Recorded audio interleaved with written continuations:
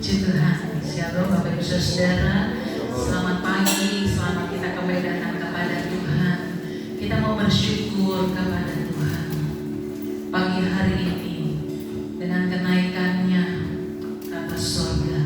Kita percaya bahwa Tuhan yang begitu baik, Dia menyediakan yang terbaik dalam hidup saya, dan Dia menyediakan yang terbaik bagi kita semuanya. Dan pagi hari ini kita mau menyadari nama Tuhan. Kita mau tinggikan nama Tuhan.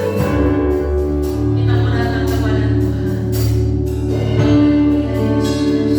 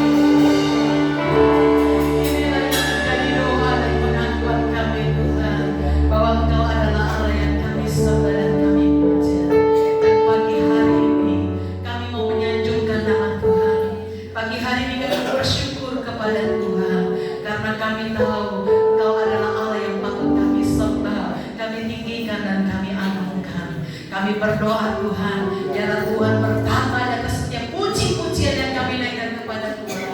Bahkan kami tidak izinkan satu kuasa pun di luar daripada Tuhan yang hendak mengganggu setiap konsentrasi ibadah kami. Kami bersatu hati, kami tolak, kami bantahkan di dalam nama Yesus. Ya Roh Allah, Roh Tuhan yang pagi hari ini memberkati kami, dan biarlah setiap pujian yang kami naikkan itu merupakan sebuah ucapan syukur yang kami berikan kepada Tuhan. Dalam nama Tuhan Yesus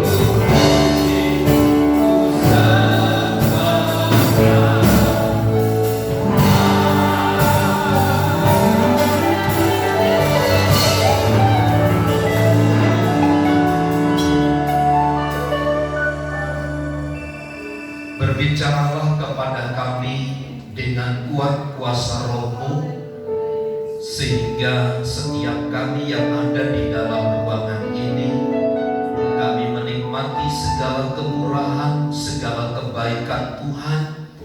Hidup kami kembali dipuaskan di dalam Tuhan. Karenanya pakailah hamba-Mu yang penuh keterbatasan ini untuk menyampaikan berita dari firman Allah, agar kami bersama bertumbuh di dalam pengenalan kami kepada Tuhan. Kami menyerahkan hati, telinga, pendengaran dan waktu ini ke dalam tangan Tuhan. Kiranya Tuhan yang menyertai dan memimpin kami semua. Kami siap diberkati oleh firman-Mu di dalam dan demi nama Yesus. Setiap kita yang siap diberkati bersama katakan amin. Silakan duduk Bapak Ibu Saudara sekalian. Salam. Baik, puji Tuhan.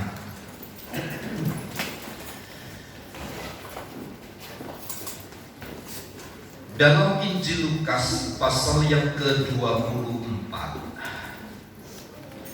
ayat 50 sampai ayat yang ke-53, ada satu catatan yang tertulis oleh Lukas tentang peristiwa kenaikan Tuhan Yesus. Kita baca bergantian ayat ini. Saya membaca ayat 50 dan jemaat Tuhan 51 dan bergantian. Demikian. Lalu Yesus membawa mereka keluar kota sampai dekat Betania. Di situ ia mengangkat tangannya dan memberkati mereka. Dan ketika ia sedang memberkati mereka, ia berpisah dari mereka dan berangkat ke surga. Mereka sujud menyembah kepadanya, lalu mereka pulang ke Yerusalem dengan sangat bersukacita. Mereka senantiasa berada di dalam bait Allah dan memuliakan Allah. Kisah tentang kenaikan Tuhan Yesus ke sorga ini yang seringkali menjadi satu perdebatan, dan bukan hanya tentang kenaikannya ke sorga, tapi juga tentang kelahiran, kematian, dan juga kebangkitannya. Peristiwa-peristiwa itu dipertanyakan oleh berbagai macam pihak dan diperdebatkan sedemikian rupa. Namun kalau kita kembali membaca sekilas dalam Yohanes pasal 24 ayat 50 sampai ayat 53 ini, peristiwa tentang kenaikan Tuhan Yesus ke sorga diawali dengan kisah di mana Yesus membawa mereka. Tentu Bapak Ibu Saudara, catatan ayat 50 ini bukan tanpa sebuah makna, bukan tanpa sebuah kebenaran mengapa Yesus membawa mereka keluar kota sampai dekat Betania. Saya coba melihat beberapa catatan penting di dalam Injil. Semua kisah-kisah yang melatar belakangi peristiwa-peristiwa besar selalu dimulai dengan Yesus membawa mereka keluar kota, atau selalu diawali Yesus membawa mereka ke satu tempat.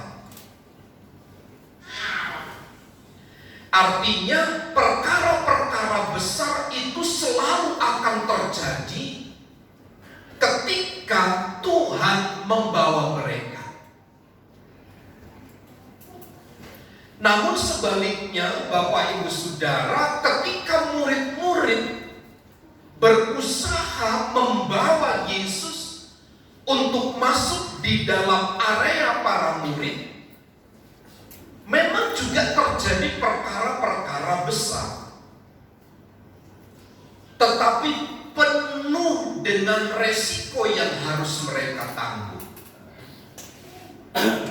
Nah, gereja Tuhan, anak-anak Tuhan harus menyadari bahwa sesungguhnya ada peristiwa yang besar akan terjadi ketika Tuhan Yesus membawa kita ke dalam area ini. Nah, kalau kita membaca ayat ini, lalu Yesus membawa mereka keluar kota sampai dekat Betania. Posisi awal adalah mereka ada di Yerusalem. Kata Salem itu sendiri berasal dari kata shalom, sejahtera, damai sejahtera.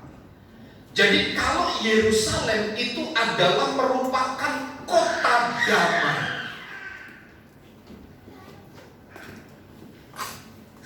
Yerusalem itu adalah kota damai. Tetapi di dalam peristiwa kenaikannya ke sorga, justru para murid diajak keluar dari kota damai itu menuju dekat Betania. Betania itu di situ juga dekat di mana Yesus pertama kali mengalami peristiwa sengsara, yaitu Taman Getsemani. Itu sebabnya Betania sendiri disebut sebagai rumah kedukaan. Kalau kita mencermati dari kisah ini saja, kalau Tuhan membawa kita ke satu tempat yang menurut pemikiran kita itu rumah kedukaan,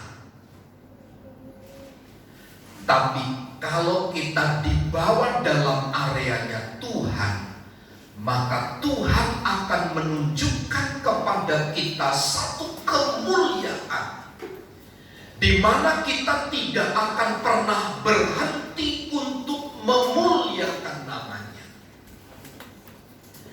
Bukankah Bapak Ibu Saudara, di dalam perjalanan panjang hidup kita, acap kali Tuhan membawa kita ke dekat Betania,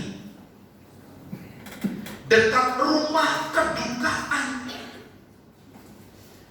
Seolah-olah Tuhan mengizinkan terus kepada kita satu kedukaan demi kedukaan. Padahal semula kita ada di kota yang begitu damai, di satu tempat yang menyenangkan, di satu tempat yang penuh dengan damai sejahtera.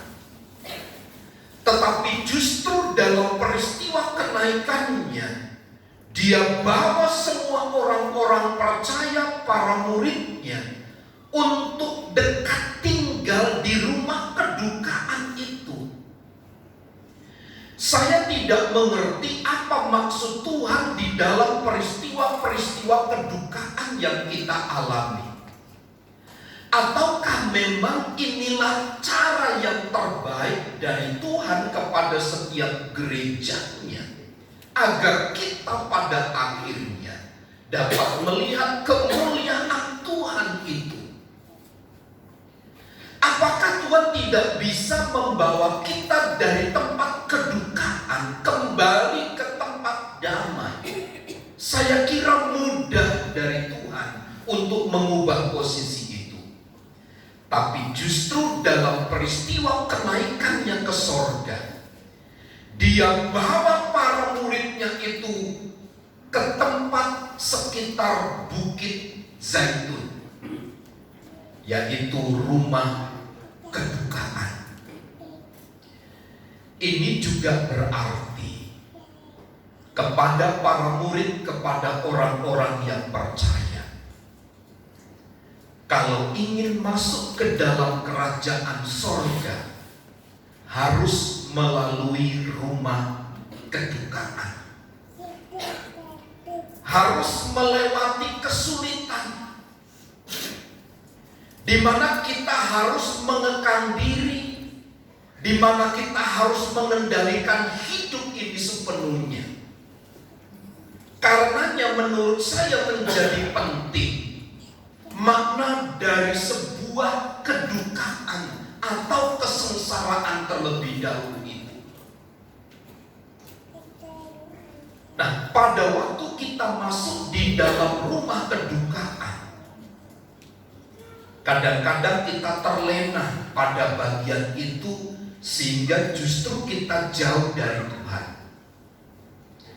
Padahal tempat sengsara itu, tempat kedukaan itu, menjadi sarana kemudian bagi para murid untuk tidak henti-hentinya bagi mereka selalu bersandar dan berharap kepada Tuhan. Dan memang tempat itulah yang dijanjikan terlebih dahulu, yang dinubuatkan jauh-jauh hari sebelumnya, bahwa pada Bukit Zaitun itulah, dekat Betania itulah, di mana Yesus akan naik ke surga itu. Dalam catatan Zakaria, kitab Zakaria, pasal yang keempat, ayat yang ke Zakaria 14 maksud saya. Zakaria 14 ayat yang keempat. Ya. Pada waktu itu kakinya akan berjejak di Bukit Zaitun yang terletak di depan Yerusalem di sebelah timur. Bukit Zaitun itu akan terbelah dua dari timur ke barat, sehingga menjadi suatu lembah yang sangat besar. Setengah dari bukit itu akan bergeser ke utara dan setengah lagi ke selatan. Ini adalah satu nubuatan tentang Yesus ketika akan naik ke sorga, berjejak di Bukit Zaitun. Kalau kita melihat Bapak Ibu Saudara peristiwa tentang kelahiran, kematian dan kebangkitannya dinubuatkan sedemikian rupa. Demikian juga dengan peristiwa kenaikannya ke sorga, bahwa peristiwa kenaikannya ke sorga telah ditentukan tempatnya, yaitu di Bukit Zaitun. Dan itu digenapi dalam Lukas pasal yang ke-24 ayat yang ke-50 itu. Ini berarti bahwa semua peristiwa-peristiwa yang atau peristiwa panjang dari perjalanan Tuhan Yesus semua telah disampaikan. Semua telah dibeberkan begitu terbuka. Semua orang bisa melihat, semua orang bisa membaca, semua orang bisa menelaah dengan baik. Sehingga kalaupun mungkin ada keraguan-raguan di satu dan di lain pihak, itu adalah oknum-oknum atau orang-orang yang bertentangan dengan pelayanan Tuhan Yesus. Karenanya menurut saya menjadi penting sebagai orang-orang yang percaya pada akhir zaman ini, kesulitan adalah cara dari Allah bagi kita untuk menunjukkan kemuliaan kuasa-Nya bagi kita. Tidak ada sesuatu yang besar dimulai dari sebuah kedamaian. Sekarang Bapak Ibu Saudara, kita dapat melihat kota-kota, bangsa-bangsa yang kemudian disebut sebagai kota yang penuh damai. Apakah di sana tidak pernah ada kejahatan? Ada, tapi minim begitu. Orang yang membangga-banggakan satu keadaan pasti akan berakhir dengan kepedihan. Lihat saja peristiwa Ayub. Alkitab berkata Ayub adalah orang yang saleh, orang yang jujur, orang yang takut akan Tuhan. Hingga satu waktu, satu masa, satu kesempatan, Ayub harus mengalami Yerusalem pindah ke dekat Betania. Semua keadaan dalam waktu yang singkat bisa berubah sedemikian rupa. Tujuannya untuk apa? Saya kira pada pasal terakhir itu yang menjadi kesimpulan. Dulu dari kata orang aku mendengar tentang Tuhan, tetapi sekarang mataku sendiri melihat Tuhan. Tujuan utamanya adalah bukan pemulihan secara ekonomi. Tujuan utamanya bukan mengembalikan harta yang hilang, tetapi agar dia dapat melihat kemuliaan Tuhan atas peristiwa-peristiwa yang terjadi atas hidupnya. Dan Ayub alami sedemikian rupa. Karenanya menurut saya, ketika sebuah keadaan kedukaan kita barengi dengan rasa benci, dengan rasa marah, justru tidak akan pernah membawa kita kepada kemuliaan, tetapi justru itu akan meruntuhkan. Nah, di dalam peristiwa ini, catatan dari Lukas pasal 24 ayat yang ke-50, setelah mereka dekat di Betania, di situ ia mengangkat tangannya dan memberkati mereka. Bapak Ibu Saudara, selalu catatan Alkitab demikian. Tuhan membawa ke dalam rencananya, dan di dalam rencananya itu bermaksud agar umatnya diberkati oleh Tuhan. Ia mengangkat tangannya. Ini terjadi Bapak Ibu Saudara seperti para imam-imam besar yang lain ketika akan mengalami satu perpisahan di antara mereka. Contoh dalam Imamat pasal yang ke-9 ayat yang ke-22. Imamat pasal yang ke-9 ayat yang ke-22. Harun mengangkat kedua tangannya atas bangsa itu, lalu memberkati mereka. Kemudian turunlah ia setelah mempersembahkan korban penghapus dosa, korban bakaran, dan korban keselamatan. Imam pada waktu itu juga mengangkat kedua tangannya, lalu memberkati mereka. Nah, di dalam peristiwa-peristiwa besar, dalam peristiwa-peristiwa besar seperti peristiwa kenaikannya ke sorga, setelah sampai dekat Betania itu, ia mengangkat tangannya dan memberkati mereka.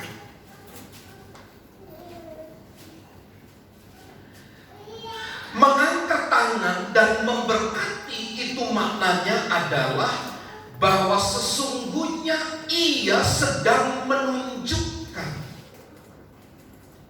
betapa ia mengasihi miliknya itu sampai pada kesudahannya.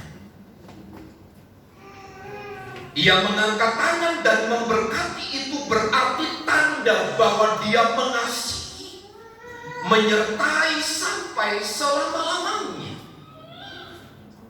Nah, Bapak Ibu Saudara, dalam peristiwa kenaikan Yesus ke sorga, memang untuk sesaat mereka tidak melihat lagi secara fisik Tuhan Yesus, tetapi bagi para murid cukup tangan yang terangkat dan memberkati itu untuk menyertai mereka selama-lamanya. Kepada gereja Tuhan di akhir zaman, kita tidak perlu lagi mungkin menuntut Tuhan untuk menunjukkan jati dirinya secara fisik agar kita tetap kuat. Tetapi dalam kenaikannya, dia telah mengangkat tangan dan memberkati setiap orang yang percaya. Untuk apa? Ketahanan, kekuatan di dalam menghadapi segala sesuatu. Bukti bahwa Allah mengasihi umat-umatnya sampai pada kesudahannya. Inilah pentingnya satu berkat dari Tuhan dalam peristiwa kenaikannya ke surga. Bahwa ketika dia mengangkat tangan dan memberkati, itu sudah cukup bagi gereja Tuhan. Mata ini tidak berhenti memang. Mata ini selesai melihat pribadi tubuh Yesus itu secara fisik. Tetapi jauh dari apa yang tidak dapat mereka lihat dengan mata mereka, ada kekuatan yang menopang. Ada sesuatu yang terus Tuhan ingin kerjakan kepada gereja dan umat-umatnya. Ayat 51 jelas, dan ketika ia sedang memberkati mereka, ia berpisah dari mereka dan terangkat ke surga. Lihat Bapak Ibu Saudara bagaimana cara kerja Tuhan atas hidup gerejanya. Sebelum terjadi peristiwa perpisahan secara fisik antara murid-murid orang percaya dan Tuhan Yesus, Dia terlebih dahulu menyediakan berkat kepada gereja, kepada umatnya. Berkat itulah yang memampukan mereka untuk melihat jauh ke depan, untuk melihat semakin tajam, meskipun Yesus tidak dapat mereka tangkap dengan mata mereka. Tapi dengan berkat itu justru mereka semakin kuat, semakin tabah menjalani hari-hari mereka. Saya percaya begini Bapak Ibu Saudara, Yesus tidak hanya sekedar pergi lalu tidak bertanggung jawab kepada para murid, kepada gereja, kepada umatnya. Tuhan tidaklah demikian. Tetapi Ia terus mengawasi, Ia terus melihat. Dari mana buktinya? Ia mengangkat tangan dan memberkati, itulah yang menyanggup dan memampukan mereka untuk berjalan di dalam dunia ini. Karenanya menurut saya penting Bapak Ibu Saudara, makna dari Yesus mengangkat tangan dan memberkati itu. Sebab tanpa ini apalah kekuatan para murid? Sebab tanpa tangan yang terangkat dan tangan yang memberkati itu, manalah mungkin mereka bisa menjalankan amanat agung itu.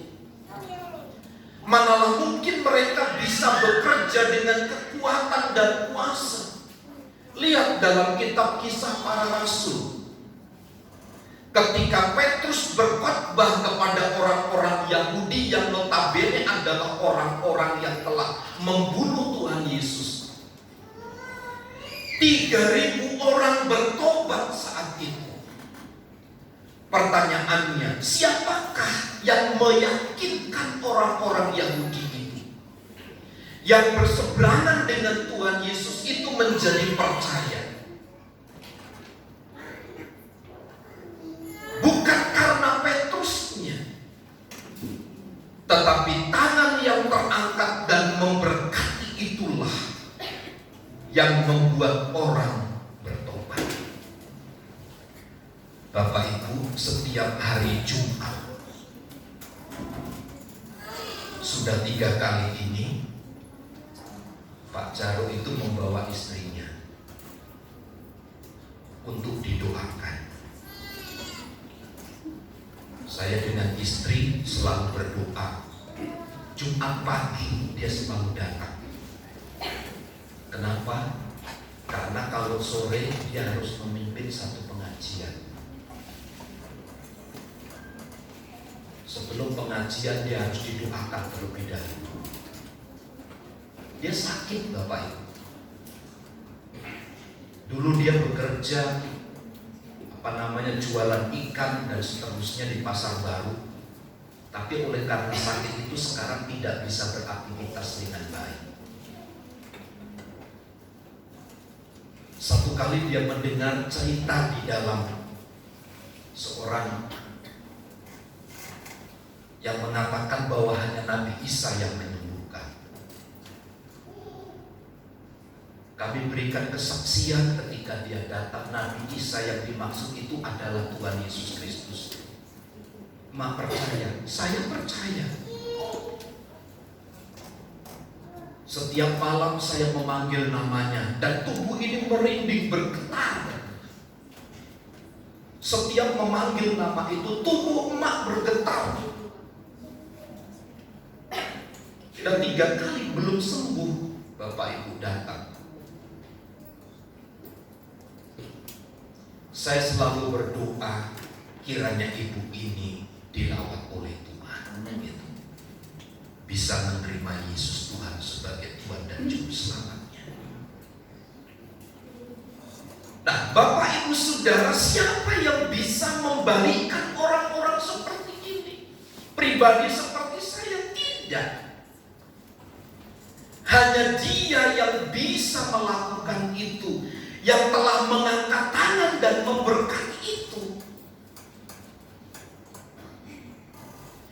Lihat, dampaknya terlalu besar tangan yang terangkat dan memberkati mereka. Ayat 52. Mereka sujud menyembah kepadanya. Yang pertama, mereka sujud menyembah kepadanya. Meskipun mata jasmani mereka tidak sanggup melihat Yesus naik ke sorga, sudah terhalang awan, atau menurut beberapa terjemahan yang lain, mata mereka sudah tidak mampu melihat kejauhan dari Yesus naik ke sorga itu. Meskipun Yesus sudah tidak terlihat dengan mata jasmani mereka, tapi mereka tetap menyembahnya. Ini berarti bahwa sekalipun mereka tidak melihat Tuhan secara fisik, mereka tetap setia untuk menyembah Tuhan. Ia tetap setia. Bapak Ibu Saudara, meskipun mata kita tidak melihat Tuhan secara fisik, tapi dalam peristiwa kenaikannya ke sorga, Ia mengajarkan kepada kita untuk kita tetap setia sujud menyembah kepadanya. Yesus tetap menjadi bagian integral atas hidup pribadi para murid-murid. Ini bertentangan dengan peristiwa ketika Musa menerima kedua loh batu. Ketika Musa menerima loh batu, karena kelamaan dia di atas gunung bersama dengan Tuhan, di bawah orang-orang Israel itu membuat patung tuangan, yaitu patung lembu emas. Kemudian mereka menyembah patung yang mereka buat itu. Mereka sujud menyembah kepadanya. Kenapa? Karena mereka kehilangan sosok pemimpin Musa pada waktu itu. Mereka menganggap terlalu lama Musa tinggal di atas gunung. Lalu mereka membuat dewa, membuat patung untuk disembah. Tapi dalam peristiwa kenaikannya Yesus ke sorga, murid-murid tidak beralih sedikit pun perhatiannya kepada yang lain, tapi hanya tertuju kepada Tuhan saja. Mereka setia sujud menyembah kepada Tuhan. Inilah yang menjadi bukti betapa penting Yesus mengangkat tangan dan memberkati mereka. Mata yang terbatas untuk melihat fisik Yesus itu tidak menghentikan mata jasmani, mata rohaninya berhenti untuk sujud menyembah kepada Tuhan. Situasi dan keadaan yang kita alami bisa mengubah hati kita, bisa mengubah cara pandang dan nilai hidup kita. Tetapi saya berharap di dalam peristiwa kenaikannya ke sorga menjadi catatan penting bagi kita. Jangan berhenti untuk sujud menyembah kepadanya. Dan nilai ini yang harus kemudian kita tularkan kepada banyak orang. Sama seperti dalam peristiwa kenaikannya ke surga. Yesus tetap bertahta di dalam hati mereka. Saya berharap Bapak Ibu Saudara, kesulitan, keadaan yang kita alami tidak mengubahkan posisi hati kita di hadapan Tuhan. Keadaan yang sulit tidak mengubahkan Tuhan atas hidup kita ini, tapi Dia tetap menjadi Raja yang layak untuk disujud dan disembah. Lalu yang kedua, dalam ayat yang ke-52 bagian yang kedua, lalu mereka pulang ke Yerusalem dengan sangat bersukacita. Dalam beberapa literatur disebutkan perjalanan antara Yerusalem ke Betania itu terlalu banyak bahaya. Entah yang disebut bahaya itu banyak perompak, atau banyak orang jahat, atau medannya yang memang kurang menguntungkan. Tapi saya melihat begini, meskipun jalan itu berbahaya, tapi sukacita karena tangan yang terangkat dan Tuhan yang memberkati itu yang memampukan mereka untuk sampai ke Yerusalem. Ini berarti keadaan diubah oleh Tuhan. Keadaan itu diubah oleh Tuhan sedemikian rupa. Tuhan memerintahkan mereka untuk kembali ke Yerusalem. Kenapa? Kisah Rasul mencatat nanti bahwa di Yerusalem mereka harus menunggu 10 hari sampai Roh Kudus dicurahkan di tengah-tengah mereka. Meskipun ada bahaya yang mengancam, meskipun ada kesulitan, ada hambatan yang harus mereka lalui, tetapi lihat, sukacita karena keterpisahan itulah yang membawa mereka taat nanti sampai kepada Yerusalem, tempat yang dikehendaki oleh Tuhan untuk mereka tetap menantikan janji Bapa itu di sana. Tangan yang terangkat dan memberkati itu mendatangkan sukacita. Bapak Ibu Saudara, kalau kita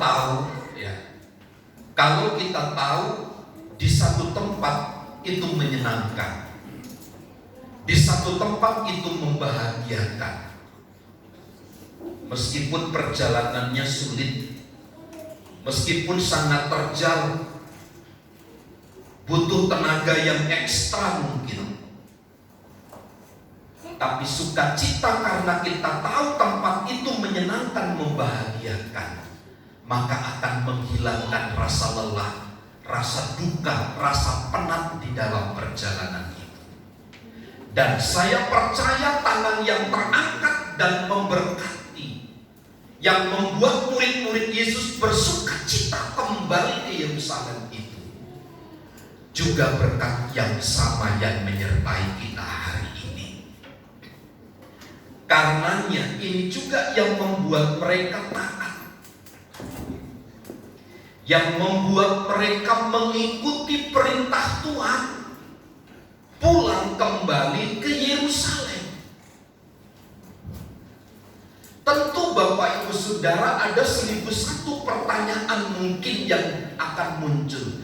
Ada resiko-resiko yang harus mereka tanggung ketika mereka ke Yerusalem. Pertama, mungkin mereka akan diolok-olok. Tuhanmu sudah mati, sekarang sudah tidak bersama dengan kamu lagi. Dan mungkin masih banyak lagi hujatan-hujatan yang muncul. Tapi lihat, Tuhan telah mengunci mereka dengan sukacita. Tuhan telah menggarisbawahi hati mereka dengan sukacita. Dan inilah sesungguhnya kekuatan setiap orang yang percaya. Mereka tinggal di situ dengan sukacita yang amat besar.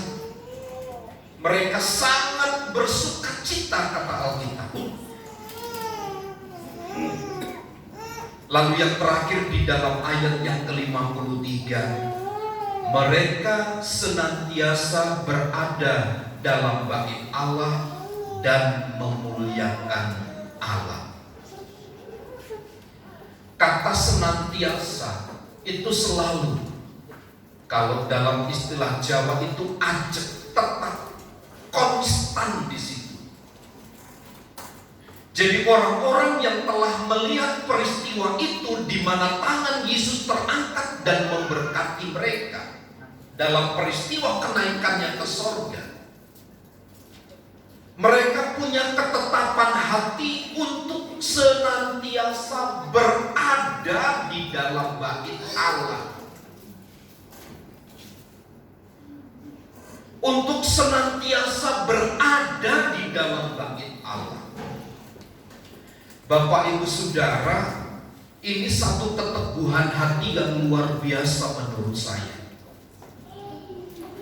Setelah mereka mengalami keterpisahan, tapi mereka senantiasa berada di dalam bait Allah. Mereka selalu merindukan pertemuan-pertemuan. Mereka selalu mengenang perjumpaan-perjumpaan dengan Tuhan di dalam pertemuan-pertemuan itu. Mereka senantiasa menghadiri ibadah-ibadah di dalam bait Allah. Setiap waktu mereka hadir di dalam bait Allah. Untuk apa? Memuliakan Allah. Mereka berada senantiasa di dalam bait Allah adalah untuk memuliakan Tuhan. Karenanya Bapak Ibu Saudara, sekali lagi, peristiwa kenaikan Tuhan Yesus Kristus ke sorga itu menjadi berkat yang luar biasa bagi gerejanya. Selain itu menjadikan kita berkomitmen untuk selalu beribadah, untuk selalu dan senantiasa hadir di dalam persekutuan-persekutuan ibadah, hanya untuk memuliakan dan mengagungkan nama Tuhan. 3 peristiwa penting akibat dari kenaikannya ke sorga bagi umat Tuhan akhir zaman. Pertama, mereka akan sujud menyembah kepadanya. Ini menunjukkan satu kesetiaan yang tetap mereka bangun. Mereka pulang ke Yerusalem dengan sangat bersukacita. Mereka taat kepada perintah Tuhan. Dan yang ketiga, mereka senantiasa berada di dalam bait Allah. Untuk apa? Memuliakan Allah. Inilah kebenaran Bapak Ibu Saudara, dampak dari peristiwa kenaikan Yesus ke sorga bagi umatnya. Selain dari catatan-catatan juga, Yohanes juga mencatat dia pergi ke sorga untuk menyediakan tempat bagi kita. Tapi sebelum jauh ke arah itu muncul, yang dibutuhkan oleh umat Tuhan saat itu adalah kesetiaan, ketaatan, senantiasa mereka berada di dalam bait Allah. 3 nilai ini Bapak Ibu Saudara cukup bagi kita. 3 kebenaran ini cukup menyenangkan. Kalau di antara sesama kita setia menyembah kepada Tuhan, taat kepada perintah Tuhan karena ada sukacita yang melawan, kemudian selalu berada di dalam bait Allah. Kiranya kebenaran-kebenaran ini menolong kita untuk semakin kita mengerti bahwa peristiwa kenaikan Yesus ke sorga, dia mengangkat tangan dan memberkati itu adalah dalam rangka mempersiapkan gereja, mempersiapkan umatnya, mempersiapkan kita untuk menjadi umat yang kokoh, menjadi umat yang berkemenangan. Tuhan Yesus memberkati. Saya mengundang tim musik untuk maju ke depan. Kita akan bernyanyi satu pujian, sekalipun aku dalam lembah gelap. Haleluya.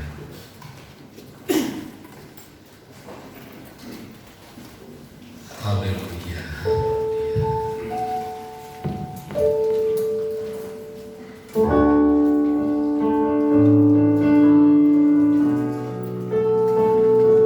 Syukur bagi Tuhan.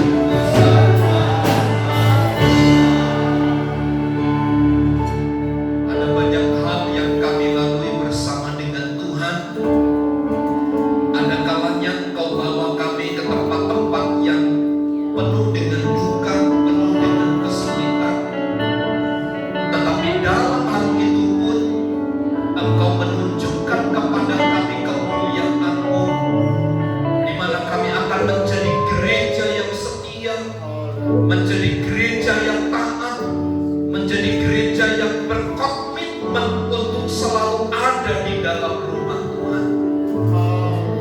Meskipun kami harus mengalami banyak kesulitan, banyak halangan dan rintangan, tetapi tangan terangkat yang memberkati itulah yang memampukan dan menolong kami, sehingga kami dapat berjalan dengan baik.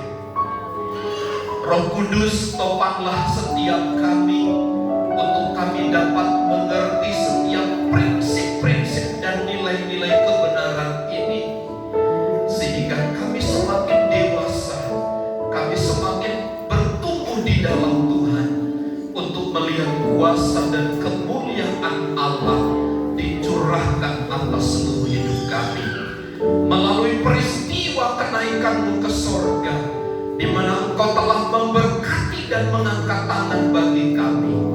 Jadikan kami umat-umat yang setia, jadikan kami umat-umat yang taat akan perintah Tuhan dan selalu beribadah kepada Tuhan. Kami terima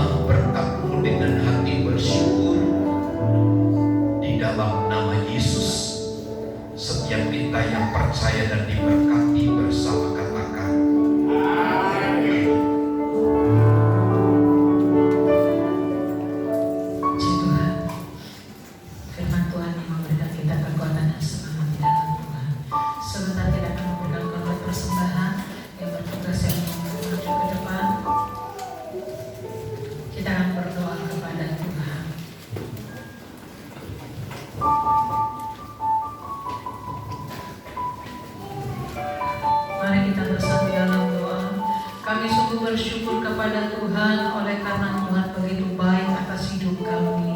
Kami sudah memuji mempermuliakan nama Tuhan. Kami sudah mendengarkan kebenaran firman Allah yang memberikan kami kekuatan dan semangat di dalam Tuhan. Tiba waktunya kami akan memberikan korban persembahan. Biarlah persembahan yang kami berikan itu menyenangkan hati Tuhan, bahkan menopang setiap pelayanan pekerjaan Tuhan di tempat ini.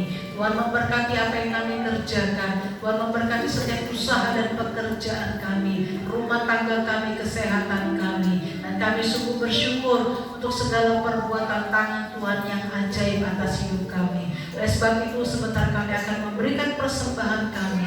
Dalam nama Tuhan Yesus kami berdoa kepada Tuhan. Haleluya. Amin. Ya,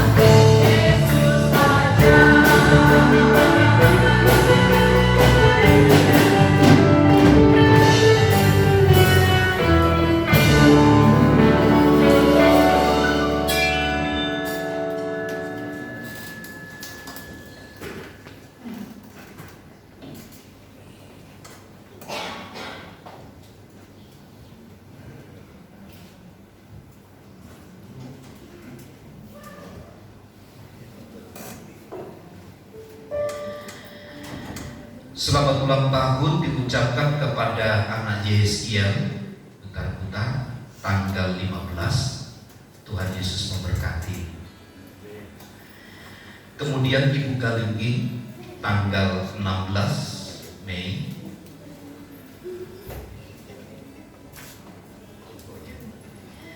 Kemudian Ibu Putar-Putar juga tanggal 16. Selamat ulang tahun Ibu. Tuhan Yesus memberkati. Ini 15-16 gitu. Selamat ulang tahun, Tuhan memberkati. Selamat juga kepada Ibu Lita atas kelahiran putri pertama yang diberikan nama Karen. Kiranya Tuhan memberkati, diberi kesehatan, kekuatan yang baru kepada ibu dan kepada anak. Tuhan Yesus memberkati. Berdoa bagi Ibu Dina yang minggu kemarin jatuh dari motor, yang jatuh di depan gereja. Rupanya celananya kesangkut mau turunnya. Celananya kesangkut jadi harus operasi bonggol pinggul. Rupanya retak. bonggol pinggulnya retak dan itu sakit terus. Jadi ibu-ibu hati-hati ya, hati-hati naik motor yang tinggi itu turun, hati-hati jangan sampai nyangkut. Minggu kemarin nyangkut, ibu ini mau turun dan jatuh, itu rupanya sekarang ada di rumah sakit Siloam, besok akan dioperasi. Kita berdoa supaya Tuhan bekerja dengan sempurna. Kemudian hari Sabtu, selain ada ibadah wanita, juga 6:30 Bapak Ibu Saudara diundang untuk ibadah penghiburan di keluarga Bapak Eko atas berpulangnya mertua atau emak yang mereka kasihi. 6:30 Bapak Ibu Saudara diundang ke rumah Bapak Eko di belakangnya. Berdoa juga bagi yang lain-lain yang sakit supaya Tuhan menolong dan menyembuhkan. Tuhan Yesus memberkati. Saya mengundang sekali lagi Bapak Ibu Saudara berdiri, kita akan akhiri ibadah kita dalam doa. Kemuliaan dan hormat bagi Tuhan yang telah memungkinkan kami bersekutu dan beribadah dalam rangka memperingati kenaikan Tuhan Yesus ke sorga. Kami pun bersuka cita untuk lawatan dan jamahan Tuhan. Berkat dan pertolongan Allah kiranya mengalir atas seluruh hidup kami, dalam rumah tangga, dalam keluarga, dalam usaha dan pekerjaan, dalam setiap perencanaan-perencanaan kami, sehingga kami semakin berhasil, semakin sukses dan diberkati oleh Tuhan. Tuhan menyatakan kemurahan dan memberikan kemudahan-kemudahan kepada kami. Berkat pertolongan dan anugerah Allah, semua terjadi oleh karena kuasa dari Tuhan. Kami berdoa bagi anak Yeskiel dan ibu Butar-Butar yang berulang tahun, juga ibu Galinggi. Tuhan jamah lawat mereka satu persatu, Tuhan memberkati dalam nama Yesus. Engkau melipat gandakan segala kasih dan kemurahan kepada saudara-saudari kami ini Tuhan. Lawat dan penuhi mereka dengan sukacita dari Tuhan. Kami berdoa bagi Ibu Lita, kami pun bersyukur atas kelahiran anak yang pertama. Tuhan memberkati anak kami Karen ini Tuhan. Tuhan jamah berkati sehingga dewasa menjadi anak yang dengar-dengaran dan takut akan Tuhan. Berkati ibu ya Tuhan, berikan kesehatan dan pulihkan kembali seperti semula. Tuhan dinyatakan, kemuliaannya dinyatakan atas keluarga ini. Berdoa bagi Ibu Dinah yang besok akan dioperasi bagian bonggol pinggulnya Tuhan. Tolong kiranya Tuhan memakai semua dokter, Tuhan lawat mereka, menyatakan pertolongan dan kesembuhan. Berdoa bagi saudara Raihan Tuhan, Tuhan pulihkan, sembuhkan dari sakit yang dialami. Tuhan jamah dalam nama Yesus. Tuhan berikan pertolongan dan anugerah-Mu. Dan seluruh jemaat Tuhan mereka yang sakit, Tuhan pulihkan dengan kuasa darah anak domba Allah. Berkati jemaat-Mu yang tidak dapat hadir pagi hari ini. Mereka pun menikmati lawatan dan kemurahan dari Tuhan. Berkati gereja-Mu di tempat ini, rencana kami untuk memperluas ruangan ibadah. Tuhan berkati, Engkau menyediakan semua yang kami perlukan. Berkati bangsa dan negara kami, pemimpin-pemimpin bangsa dari pusat sampai daerah. Bahkan tempat di mana kami ada, Tuhan dimuliakan di dalamnya. Kami percaya berkat Tuhan yang menjadikan kami selalu indah pada waktunya karena tangan Tuhan yang menopang kami. Terima kasih Bapa. Dalam nama Yesus kami berdoa. Mari saudaraku, angkat tanganmu dan terimalah berkat Tuhan. Tuhan memberkati dan melindungi engkau. Tuhan menyinari engkau dengan wajah-Nya dan memberi engkau kasih karunia. Tuhan menghadapkan wajah-Nya kepadamu dan memberi engkau damai sejahtera. Kiranya kasih karunia Tuhan Yesus Kristus dan kasih Allah serta persekutuan Roh Kudus menyertai kita sekalian saat ini dan sampai selama-lamanya. Kami terima segala berkat Tuhan di dalam nama Tuhan Yesus Kristus. Kita semua yang percaya dan diberkati bersama katakan amin. Bapa, terima kasih.